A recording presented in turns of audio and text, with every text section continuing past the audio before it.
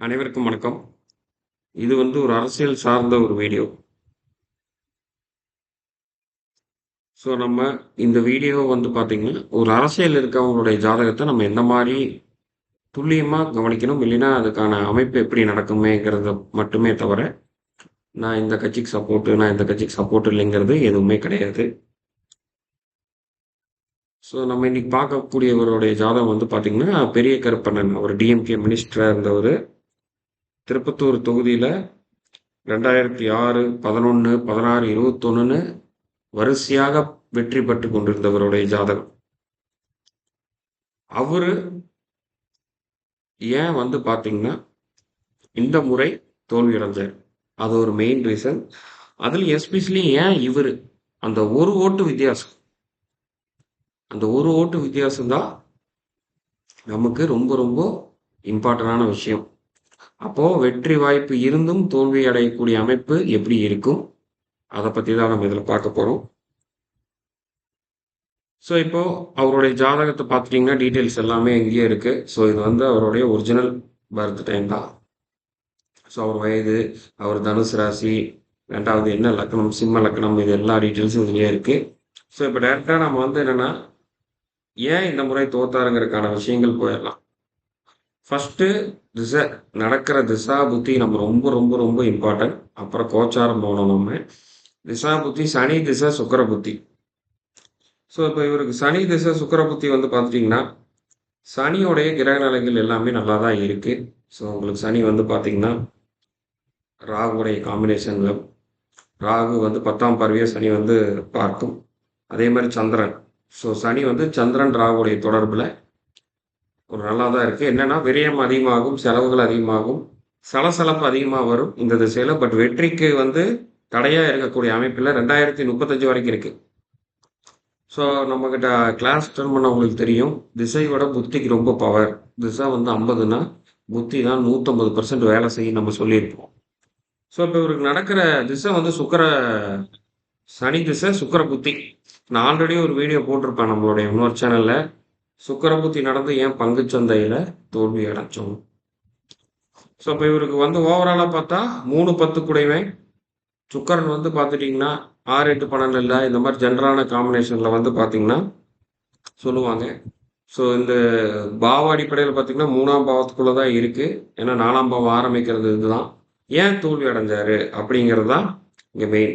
So இங்க இதுக்கு முக்கிய முக்கிய காரணம் 10ஆம் பாவமோ 10ஆம் அதிபதியுடைய கேது தொடர்பு நடந்து ஒரு புத்தியோ திசையோ நடக்கும் பொழுது, அந்த காலகட்டத்தில் அவங்க பண்ணிட்டு இருக்கக்கூடிய தொழிலா இருக்கட்டும், வேலையா இருக்கட்டும், அதுல அவங்க தோல்வி, வீழ்ச்சி, பண இழப்பு இந்த மாதிரி சந்திக்கக்கூடிய காலம் நடக்கும். ஸோ இப்போ நீங்க மேலோட்டமா இங்க பாத்தீங்கன்னா சுக்கிரனுக்கு அப்புறம் குரு தொடர்பு இருக்கு.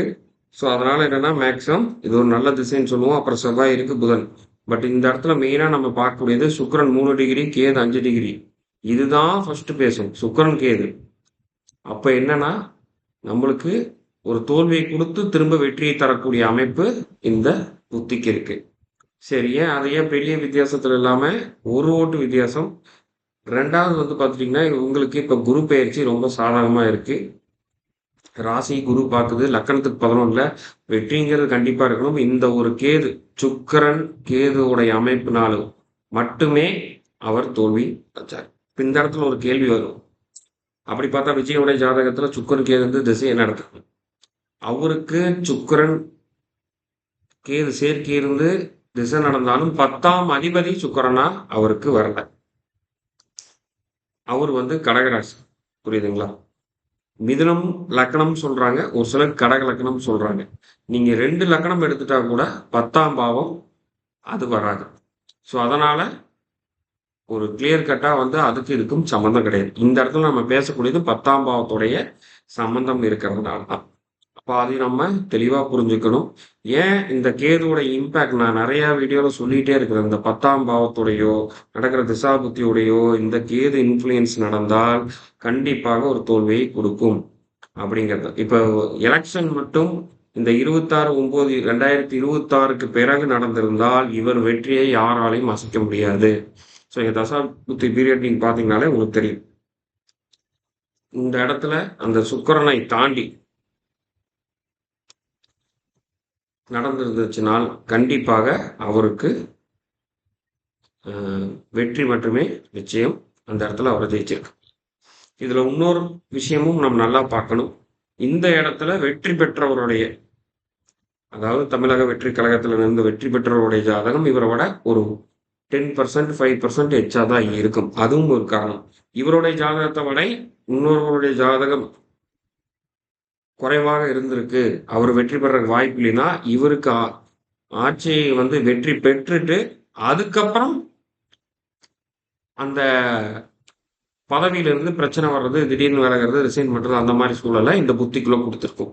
பட் அவரதும் கொஞ்சம் பாசிட்டிவா நல்லா இருக்கும் பட்சத்துல இந்த விஷயங்கள் நடக்குது. இது ஒரு ஓட்டு வித்தியாசத்தை தோத்ததுக்கான ரீசன். ரெண்டாவது, இவருக்கு நடந்துட்டு இருக்க டைம். இனி அடுத்த வர எலெக்ஷன்ல தாராளமாக இவருக்கான வாய்ப்புகள் ரொம்ப சிறப்பாகவே இருக்கு. ஸோ இப்போ அடுத்து 2031 சனி திசை ராகு புத்தி. ஸோ அப்போ அந்த இடத்துல ஒரு நல்ல வாய்ப்பு இருக்கும்.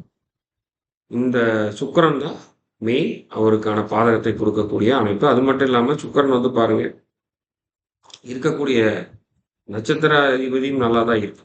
அந்த ஒரு கேது தான் மேஜர் ரோல் பிளே பண்ணியிருக்கு இவருடைய ஜாதகத்தில். ஸோ இது வந்து ஒரு நிறைய பேர்த்துக்கு ஒரு புரிதலாக இருக்குன்னு தான் இந்த வீடியோ.